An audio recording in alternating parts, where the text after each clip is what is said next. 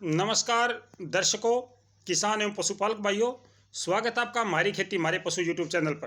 किसान साथियों, आज हम आपको ग्रीष्मकालीन सब्जियों की बिजाई से पूर्व खेत की तैयारी कैसे करें ताकि मेरे किसान भाइयों को सब्जियों में अधिक उत्पादन हो और उनको ज़्यादा लाभ हो।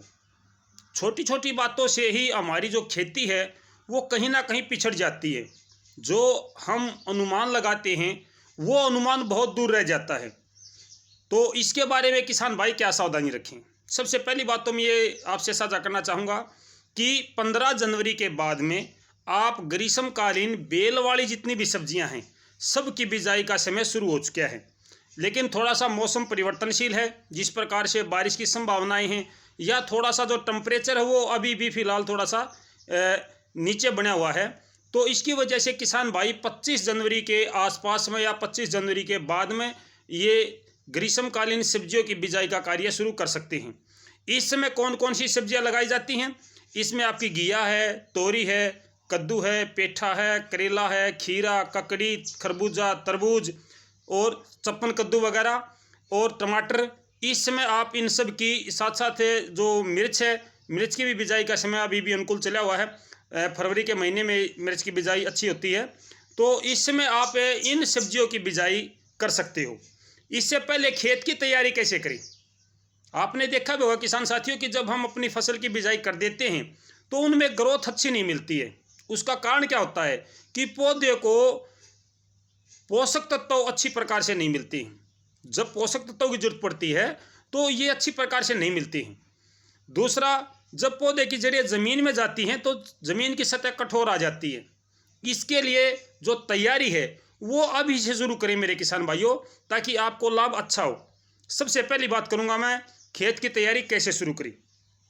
आपका खेत अभी खाली है या जिन किसान भाइयों ने केवल सब्जी के लिए अपना खेत खाली छोड़ रखा है वो किसान भाई अपने खेत की लगातार गहरी जुताई करें।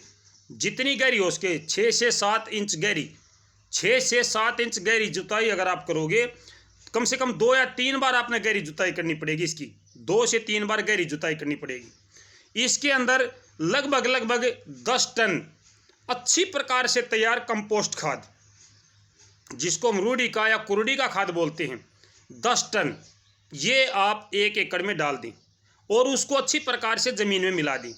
अगर संभव हो और आपके पास में साधन उपलब्ध है तो एक बार कोलडी जरूर लगा दी। ये कोलडी लगाने का यहाँ पे क्या अर्थ है मैं आपको ये भी समझाना चाहूँगा। जब आपकी सब्जियाँ जर्मिनेट होती हैं, उगना शुरू करती हैं, तो आपने देखा होगा कि कोई कीट उसकी जड़ों को काट देता है, जिससे हमारा जो उगा हुआ पौधा है वो सूख जाता है।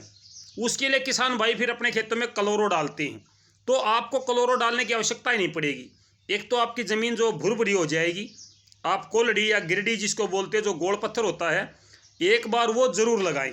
खेत की तैयारी के दौरान बीच में लगा दें, आपका बहुत अच्छा रहेगा। इससे 2 फायदे होंगे। एक तो आपका जो जड़ काटने वाला कीट है, दीमक है या कोई और दूसरी प्रकार का सौंप वगैरह है, वो मर जाती है। दूसरा, ज़मीन भुरभुरी हो जाती है। इससे जब आपका जर्मिनेशन करते हो आप, तो ज़मीन भुरभुरी होगी तो आपका जर्मिनेशन अच्छा होगा। इस प्रकार से अगर मेरे किसान भाई थोड़ी थोड़ी तैयारी करेंगे तो निश्चित तौर पर आपका जो उत्पादन है वो अच्छा होगा। अगर मैं बीजों की बात करूं तो अच्छी क्वालिटी के बीज ही आप खरीदें। अच्छी क्वालिटी के बीज खरीदें और विश्वास की जगह से आप बीज खरीदें। ऐसे ही नई दुकान पे जाके या इसी किसी प्रकार से कोई भाई बीज ना खरीदें। जहां पर आपको विश्वास है कि हाँ ये मेरे को अच्छी दवाई देगा, ये मेरे को अच्छे बीज देगा, आप वहीं से ही इस बीज को चुनें जो आपकी सब्जियों के बीज आप लगाना चाहते हो। ये बहुत ज़रूरी है किसान साथियों, क्योंकि कई बार ऐसा होता है कि हाइब्रिड बीज जो होते हैं, जो हाइब्रिड बीज हैं वो अच्छी प्रकार से हाइब्रिड नहीं होते हैं। उनमें भी कई बार धोखा हो जाता है, किसान भाई को नुकसान हो जाता है बाद में। और कई बार ऐसा भी होता है कि पिछले साल जो हाइब्रिड बीज होता है वो बीज तैयार करके उसको पैकिंग करके मार्केट में उतार दिया जाता है। अब की बार अगर हम उस बीज को लगाएंगे तो उससे आपका उत्पादन नहीं होगा, फल और फूल नहीं लग पाएंगे, जिससे आपका उत्पादन खत्म हो जाएगा, आपकी मेहनत बेकार चली जाएगी। तो सबसे पहली जो बात है वो है आपके खेत की तैयारी। कोशिश करें कि डोलियाँ बनाकर, छोटी छोटी नालियाँ बना करके आप अपनी सब्जियों की बिजाई करें। जैसे बेल वाली सब्जियां हैं, तो बेल वाली सब्जियों के आसपास से आप लगभग डोली से डोली यानी नाली से नाली का जो फैसला है वो 8 फीट से कम ना रखें। लगभग 8 फीट का नाली से नाली फासला रखें। उसके अंदर से डोलियाँ निकाल दें दोनों तरफ से, और पानी की व्यवस्था, पानी निकासी की व्यवस्था भी साथ ही साथ हो और पानी सुचारू रूप से आए, ये भी आपने सुनिश्चित करना पड़ेगा। क्योंकि कभी कभी ऐसा होता है कि मार्च में या अप्रैल में थोड़ी सी ज़्यादा बारिश कर देता है, जिसकी वजह से हमारी सब्जियों में पानी भर जाता है। तो उसकी व्यवस्था अभी से कर दे मेरे किसान भाई, कि अगर पानी ज़्यादा होने की संभावना हुई तो हम यहाँ से अपने खेत का पानी उतार सकते हैं। और जो 8 फीट का गैप आपने रखा है उसके अंदर खरपतवार ना उगने दे। जी किसान भाइयों, जो नाली से नाली का गैप हमने रखा, फासला रखा 8 फीट का, तो इस 8 फीट के अंदर आप खरपतवार ना उगने दें, इसको भी आप सुनिश्चित रखें। अगर आप अच्छी प्रकार से अपने खेत की, अपनी फसल की देखभाल करोगे तो निश्चित रूप से आप अच्छा मुनाफा भी कमा सकते हो।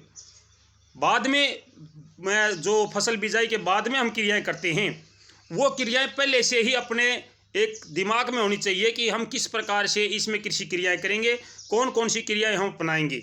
समय से पहले जो किसान भाई थोड़ा सा सोचता है वही निश्चित तौर पर लाभ ले पाता है। तो फिलहाल के लिए इतना किसान साथियों। फिर भी अगर कोई आपका कमेंट है, कोई प्रश्न है, तो आप कमेंट बॉक्स में लिख सकते हैं। फिर मिलते हैं कोई नई जानकारी लेकर, कोई अच्छी जानकारी लेकर। तब तक नमस्कार, जय हिंद।